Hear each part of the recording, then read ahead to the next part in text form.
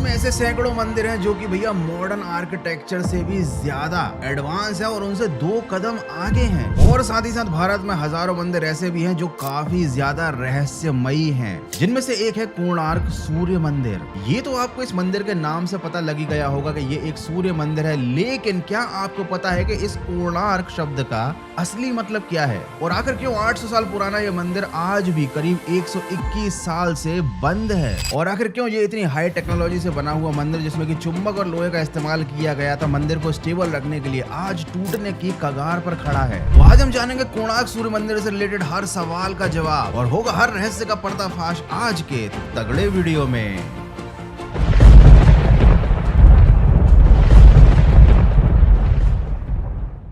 कोणार्क शब्द 2 शब्दों के मेल से बना है, कोण और अर्क। यहाँ पर कोण का अर्थ होता है एंगल या किनारा और अर्क का अर्थ होता है सूरज यानी सूर्य। और इस मंदिर में एक विशाल सा रथ का पहिया लगाया गया है जो कि एक सूर्य घड़ी की तरह काम करता है। जब इस पर सूर्य की किरण पड़ती है तो एक पर्टिकुलर एंगल की बनी हुई परछाई के द्वारा आप घंटे और मिनट के साथ साथ सेकंड्स तक का बिल्कुल सही समय का अंदाजा लगा सकते हो। और शायद इसलिए इस मंदिर का नाम कोणार्क है। ये मंदिर ओडिशा राज्य में शहरपुरी से लगभग 37 किलोमीटर दूर चंद्रभागा नदी के तट पर स्थित है। और ऐसा कहा जाता है कि इस मंदिर के टॉप पर एक समय पर 52 टन का विशालकाय प्राकृतिक चुंबक लगा हुआ था। तो ये तो समझ में आ गया होगा आपको कि इस मंदिर के नाम के पीछे क्या मिस्ट्री है, लेकिन अब समझते हैं कि आखिर इस मंदिर में ये चुंबक क्यों लगाया गया था और आखिर ये चुंबक गया कहां। देखो, बेसिकली इस मंदिर का जो स्ट्रक्चर है ना, वो चुंबक और आयरन के कॉम्बिनेशन पर ही बेस्ड है। इस मंदिर के टॉप पर एक चुंबक लगाया गया था और इस मंदिर में जितने भी पत्थर यूज किए गए थे ईंटों की तरह, उनके बीच में लोहे की प्लेट्स लगी हुई थी, जिसकी वजह से यह मंदिर बहुत ही ज्यादा मजबूती के साथ खड़ा रहता था और किसी भी प्राकृतिक आपदा से इसका कुछ भी नहीं बिगड़ता था। साथ ही इस मंदिर में अष्ट धातु से बनी हुई सूर्य देवता की एक मूर्ति रखी गई थी जो कि हवा में लेविटेट करती थी। और ये उस जमाने में किसी जादू से कम नहीं था। जब विदेश के लोग यहाँ पर व्यापार करने आते थे, इस मंदिर के दर्शन करते थे, तो हवा में तैरती हुई मूर्ति देखकर उनकी आंखें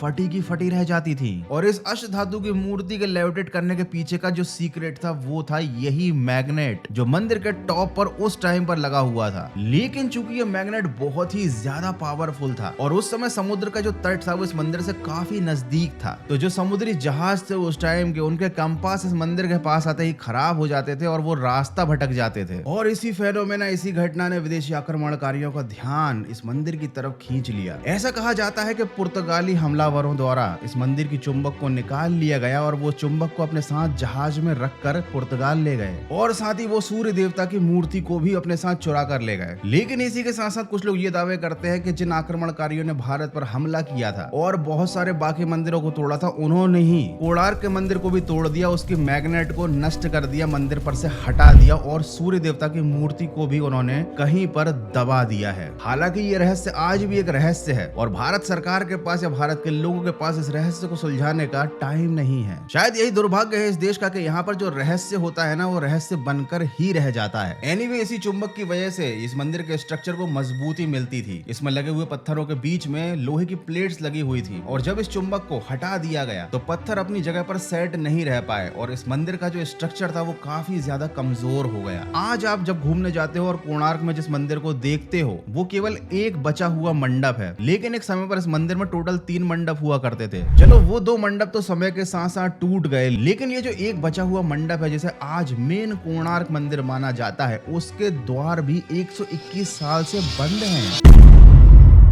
सबसे पहले तो जानते हैं कि आखिर इस मंदिर के दरवाजों को बंद किया किसने और आखिर ऐसा क्यों किया गया। साल 1901 के वक्त पे जब भारत पर अंग्रेजों का राज था, तब कोणार्क के आसपास के इलाकों के गवर्नर ने, जिनका नाम था जॉन वुडबर्न, उन्होंने इस मंदिर को देखा और वो समझ गए कि यह मंदिर बहुत ही जल्द टूट जाएगा, पूरी तरह से ढह जाएगा। तो इस मंदिर को ढहने से बचाने के लिए उन्होंने इस मंदिर के अंदर रेत भर दी और इसके सारे दरवाजों को पूरी तरीके से बंद कर दिया। उन्होंने ये दिमाग लगाया कि इस मंदिर के अंदर भरी हुई रेत इस मंदिर का वजन अंदर से उठा लेगी और ये मंदिर डैमेज नहीं होगा। अब देखो, इस बात में कितनी सच्चाई है ये तो भगवान ही जानता है, लेकिन इतिहास में तो अंग्रेजों की तारीफ ही लिखी गई है। लेकिन ठीक है, उस टाइम टेक्नोलॉजी इतनी हाई नहीं थी और अंग्रेजों को हमारे मंदिरों से या हमारी आस्था से कोई मतलब नहीं था, तो उन्होंने मंदिर को बचाने के लिए इसको बंद कर दिया। लेकिन देश की आजादी के बाद भी क्या किसी को इतनी फुर्सत नहीं मिली थी, इतनी एडवांस टेक्नोलॉजी होने के बाद भी, कि इस मंदिर के दरवाजों को खोला जाए और इसके अंदर भरी हुई रेत निकाली बनाई जाए। साल 2022 में एक ऐसी योजना बनी भी थी। इस मंदिर के रिनोवेशन पर काम स्टार्ट हो चुका है और हो सकता है बहुत ही जल्द भारत सरकार इस मंदिर के अंदर की रेत को कंप्लीटली निकाल दे और आम जनता के लिए इस मंदिर के दरवाजों को हमेशा के लिए खोल दिया जाए। लेकिन फिलहाल अगर अभी आप मंदिर के दर्शन करने जाते हो तो आप बस मंदिर के बाहर ही घूम सकते हो और इस मंदिर की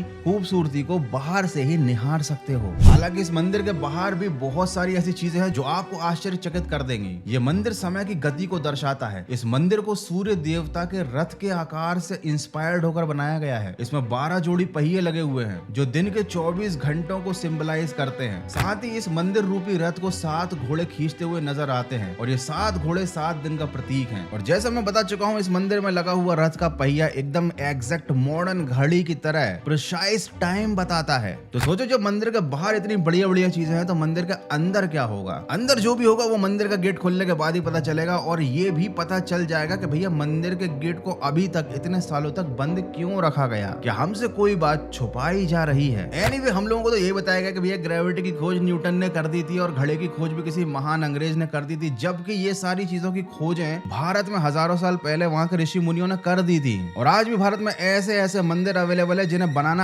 आज के समय की एडवांस टेक्नोलॉजी के भी बस की बात नहीं है। लेकिन फिर भी पता नहीं क्यों भारत के लोग भारत की संस्कृति और भारत के कल्चर के महत्व को कभी समझते ही नहीं है और कभी भी इंडियन हिस्ट्री में मौजूद चीजों की वैल्यू नहीं करते। और शायद इसीलिए हम लोगों का ये हाल है कि आज हम लोग हर चीज विदेशियों को देख देख कर उनकी कॉपी पेस्ट करके करते हैं। देखो भैया, बात कड़वी है लेकिन सच है। आई नो बहुत सारे लोगों को बात हजम नहीं होगी, लेकिन अगर तुम इस बात से एग्री करते हो और तुम्हें वीडियो देखने में मजा आया है, अच्छा लगा है, कुछ नॉलेज मिला है तो वीडियो को लाइक कर देना। और हाँ, अगर पहली बार चैनल पर आए हो तो चैनल को सब्सक्राइब कर देना। मैं जा रहा हूँ अगले वीडियो की स्क्रिप्ट लिखने, तुम लोग तब तक एंजॉय करो। मिलते हैं अगले एक और नॉलेज से भरे हुए तगड़े वीडियो में।